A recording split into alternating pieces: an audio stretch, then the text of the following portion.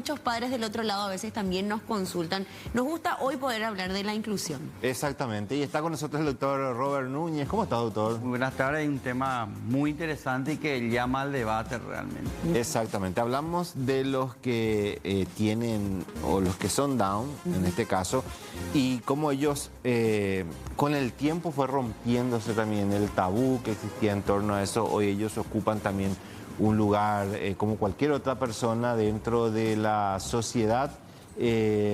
Con el tiempo uno va aprendiendo y conociendo un poco también, doctora. Así mismo, hablando de que no es una enfermedad, es una condición, es la condición frecuente, se habla uno a 600 o a 1000 nacimientos.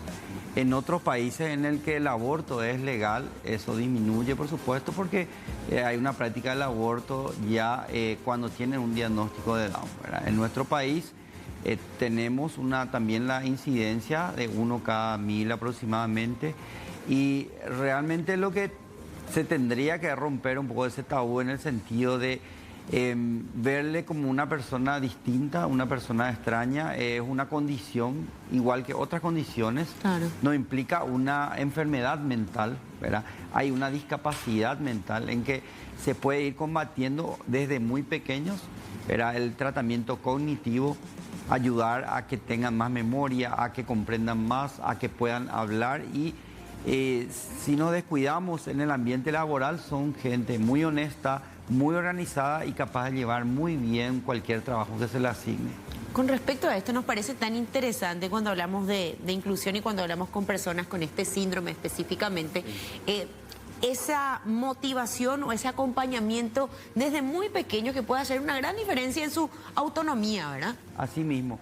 Lo que deberíamos también a la gente que nos ve es dejar de verlos a ellos y a otras capacidades especiales como que son inservibles, como que no pueden hacer nada ni ninguna cosa, ¿verdad? Hay una suerte de desprecio muchas veces en la gente, entonces no debería hacer eso. Es más, debería la gente empezar a darse cuenta de que la forma que nosotros le vayamos tratando va a hacer que ese chico crezca de manera especial. Hay una estimulación importante que se hace a partir de los 0 a 6 años en que puede mejorar bastante la condición mental de ellos. Pero la discapacidad intelectual se puede ir disminuyendo esa brecha y pueden ir aprendiendo, inclusive terminando el colegio, si es que le damos esa oportunidad, ¿verdad? Solamente que tienen que tener cierta paciencia, además de profesores, mayor paciencia de la sociedad misma. La sociedad es la que la aísla, la sociedad es la que inclusive económicamente le saca ese valor a personas con capacidades especiales. Exactamente, una persona con discapacidad tiene la misma, debería tener obviamente las mismas oportunidades en diferentes áreas, siempre y cuando se pueda acompañar, se los pueda motivar y sin dudas también se tengan las herramientas, ¿verdad? A veces por desconocimiento de la familia no conocen estos detalles y queremos ir repasando. Pero antes también tenemos una plaquita bastante interesante, Rolando, que habla acerca de los tipos de síndromes de Down, algo que yo en lo particular desconocía, ¿verdad? Hay tipos, ¿verdad? Hay tipos. Ahí vemos el primero, por traslocación, doctora. Sí, realmente el síndrome de Down es causado por una alteración en los genes, que son los que caracterizan a la formación de una persona. Hay uno de más, por eso se llama, y en el cromosoma 21, ¿verdad? Eso es lo que produce toda una alteración a nivel de los chicos con síndrome de Down. Las diferencias son más extrañas. La trisomía 21 es la más común, las otras son una manera diferente de presentarse este síndrome de Down, pero específicamente ocurre en el cromosoma 21. Hay también, doctor, algunos que padecen el síndrome y que tienen más dificultades y otros que no tienen tantas dificultades, claro, de desarrollarse en un ambiente laboral o cosas así. Y según los estudios, lo que estamos viendo en el extranjero, ¿verdad? Depende mucho de cómo nosotros vayamos incluyéndole. Pasa por la inclusión directamente. Pasa por la inclusión, pasa por hacerle ese trabajo ya de estimulación precoz, temprana, desde los 0 a 6 años, ¿verdad? Que es muy importante. Hay lo que nosotros llamamos una plasticidad neuronal. Las neuronas tienen una capacidad de ir mejorando, que ellos tienen ese problemita, a medida que vamos estimulando y dándole esa posibilidad de hacer de cierta manera un ejercicio neuronal para que vayan mejorando, vayan hablando mucho más rápido. Tienen cierta dificultad en la memoria a corto y a largo plazo, ¿verdad? Pero ellos pueden llegar a ser muy organizados, son de hecho muy honestos y cumplen a la medida que uno les da el trabajo. Pero estamos hablando con personas del extranjero, por supuesto, no conozco mucho acá, que para incluirle en un trabajo tiene que tener como un tutor que le diga qué hacer, qué no hacer, qué capacidad de trabajo que no podemos darle. Y ellos son llamativamente la gente más alegre. Sí, sin dudas. Es una persona más correcta y la que mejor trato va a dar, por ejemplo, en la atención al cliente, por ejemplo. Esto es muy interesante y yo creo que es la percepción que todos tenemos, ¿verdad? De las personas con síndrome de Down, son gente absolutamente alegre, amorosa. Sí. ¿Y por qué no potenciar eso, verdad? Que tienen de una manera innata en espacios donde puedan tener ese vínculo, ¿verdad? Exactamente. Ver el espacio, de hecho hay una ley de inclusión a las capacidades diferentes, ¿verdad? En ese sentido se puede tocar el síndrome de Down y otras patologías, inclusive lo que está en el espectro autista, claro, podrían también desempeñar un rol porque ellos, a diferencia del Down, tienen una capacidad intelectual alta, solamente que la comunicacional y claro, la social es la que difiere. Entonces todos podrían adaptarse, o sea, la sociedad también debería adaptarse. Totalmente. A ellos.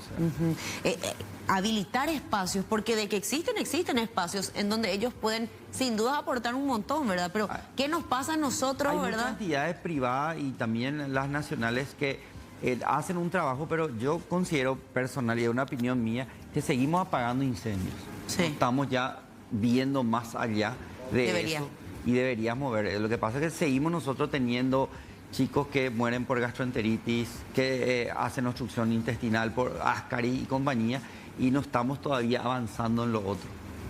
Ahora, el tema, uno va viendo, observando, ya desde pequeño también se los va dividiendo, ¿no? Están los chicos que van a una escuela y a ellos tienen que enviarle a una institución para personas que tienen esas condiciones de autor. ¿Eso de alguna manera también termina excluyéndolos a ellos? Yo suelo ver en los colegios que ya le permiten, pero muy pocos. Muy pocos. Es parte de la propia familia que le ve ya como una persona indefensa. En cierto sentido tienen que tener ciertos cuidados, pero muchos inclusive tienen maestras que le están cuidando, pero forman parte de una sociedad ya. Eso también estimula para que vaya desarrollándose socialmente, que es importante, y ahí van demostrando también habilidades. Son pocos los que terminan la secundaria, pero de que hay gente que termina la secundaria. Y justamente hoy el tema que me habían hablado de la primera diputada con síndrome de Down en España, yo no sabía. Claro, por eso hay casos de muchísimo éxito que hablan de este proceso. Doctor, y si hablamos de tips, ¿verdad? Sí. Gente que nos está viendo del otro lado, para hablar de esto, de la inclusión, de generar esa autonomía, ¿qué es lo que los padres, madres o tutores tienen que tener en cuenta? Primero que nada, no sentirles como que no realmente son menos que otros chicos, ¿verdad? Tratar de considerarles iguales, con los cuidados respectivos, ¿verdad? Tratar de estimular mucho más que los chicos que no tengan esa condición, estimularle en todo sentido, visual, auditivo, de todas las maneras. Tratar de no aislarles, tratar de no tenerle como una persona diferente a los demás, ¿verdad? Para que vayan haciendo esa adaptación social. Y por supuesto hay mecanismos y maneras de hacer que hagan un tratamiento para que mejore la capacidad intelectual también. Pueden haber grandes sorpresas. Nosotros tenemos muchas personas con capacidad diferente que están dictando charlas. En abril va a venir una persona va a dar una charla, una persona con capacidad diferente que es especializado en dar charlas y talleres.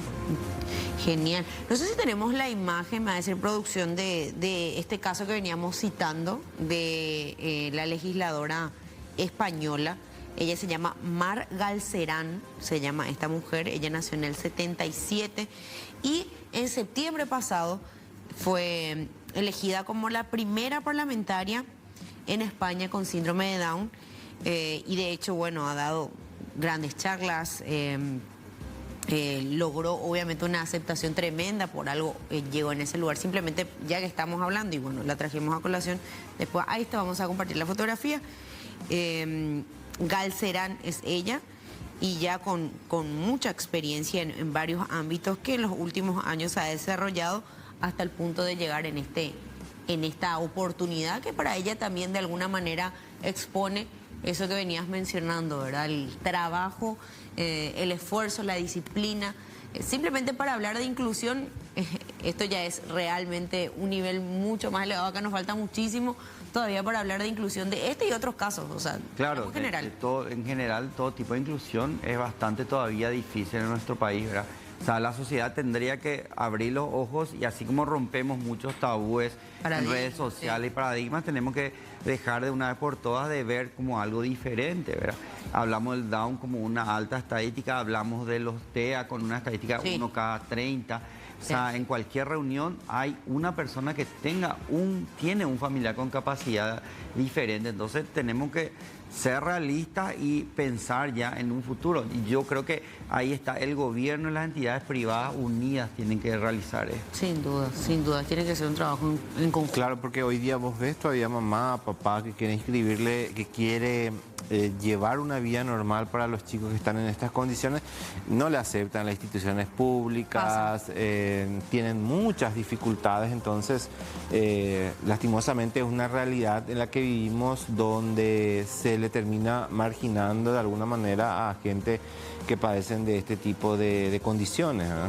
Claro, bueno, doctor, realmente sumamente interesante. Yo creo que muchas familias del otro lado tienen un integrante con alguna discapacidad de cualquier tipo, se sentirán bastante identificados, porque hablamos de personas también con discapacidad motriz que no encuentran posibilidades de trabajo o de inclusión en otros espacios, personas con discapacidad visual, auditiva, intelectual y diferentes circunstancias, y siempre encontramos estas barreras y decimos, si tenemos las herramientas necesarias, estas personas tendrían una cantidad de posibilidades de inclusión real. Hoy por hoy parece como una utopía, doctora. Así mismo, y nosotros tenemos que evaluar nomás que antes tenían una expectativa de vida los Down de 30, ahora sí, tienen recuerdo. mucha más expectativa de vida.